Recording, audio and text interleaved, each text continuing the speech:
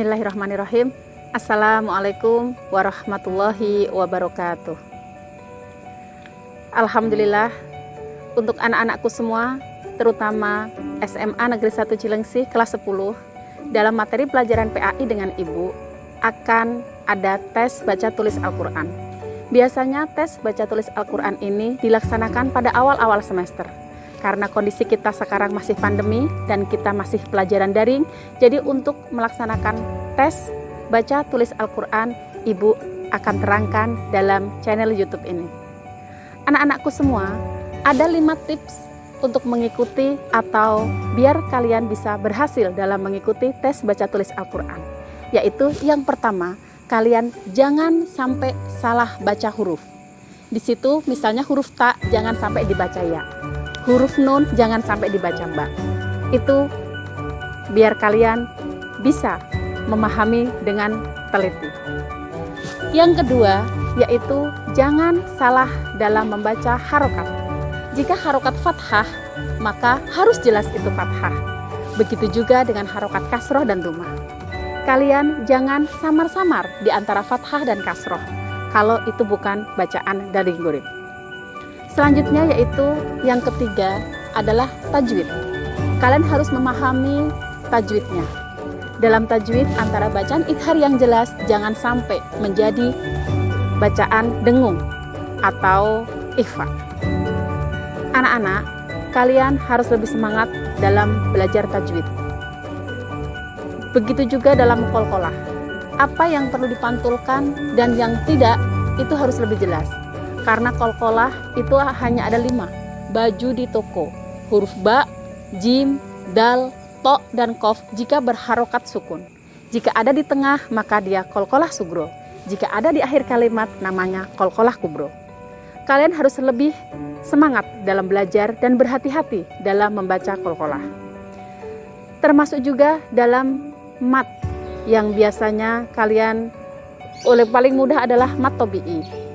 Dan jangan sampai salah jika panjangnya itu hanya 1 alif atau 2 harokat, kalian juga harus sesuai dengan panjang pendeknya di mat tersebut. Ada juga mat jaiz munfasil dan mat wajib mutasil. Kalian harus lebih teliti dalam memperhatikan bacaan harokat panjang. Yang keempat, kalian usahakan membacanya dengan lancar. Jadi saat tes baca Al-Quran jangan sampai terbata-bata. Jadi kalian dengan cara diulang-ulang terus setiap habis sholat, bisa diucapkan atau dibaca sehabis sholat duhur, asar, maghrib, isya, dan subuh. Tetapi ketahuilah waktu yang paling tepat untuk menghafal adalah di antara pergantian 2 waktu, yaitu habis maghrib dan habis subuh. Habis maghrib itu ketika paginya setelah menjelang siang, itu pergantian menuju ke malam. Dan habis subuh yaitu setelah malam pergantian menuju siang. Insya Allah jika kalian mengikuti atau selalu rajin membaca Al-Quran di waktu tersebut, insya Allah kalian akan cepat lebih memudahkan untuk menghafalnya. Dan tips yang terakhir yang kelima yaitu dalam keadaan tenang. Kalian jangan grogi, tetap dalam keadaan semangat dan jangan hanya selalu melihat ke bawah. Dan yang tidak kalah penting selain dari 5 poin yang di atas yaitu kalau ngaji atau baca Al-Quran harus ada gurunya. Tidak boleh kalian ngaji sendiri. Kenapa? Karena tidak akan ada yang tahu benar atau tidaknya bacaan Quran kalian.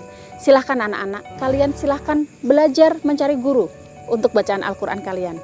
Karena belajar itu tolabul ilmi minal mahdi ilal lahdi. Dari buayan sampai ke liang lahat. Jangan malu kalau kalian merasa sudah besar, sudah SMA, nggak mau ngaji lagi, itu salah. Kalian harus tetap semangat dalam membaca Al-Quran dengan mencari guru. Dan anak-anak, untuk tes ayat berapa, surat apa, Ibu kasih tahu yang mengandung fawatihus suwar. Apa itu fawatihus suwar? Fawatihus suwar adalah pembuka. Bisa diawali yang biasa kalian kenal mungkin Yasin. Jadi harus berhati-hati dalam panjang pendeknya. Bisa juga alif lam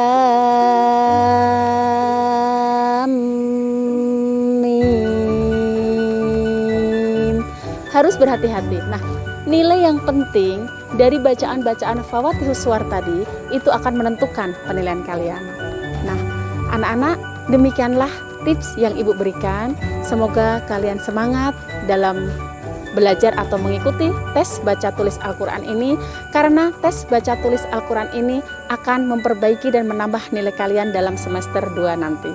Jadi anak-anak, silahkan semangat belajar dari sekarang. Waktunya insya Allah cukup lama. Kalian akan Ibu kasih dalam tugas berikutnya di GCR dan di grup WA.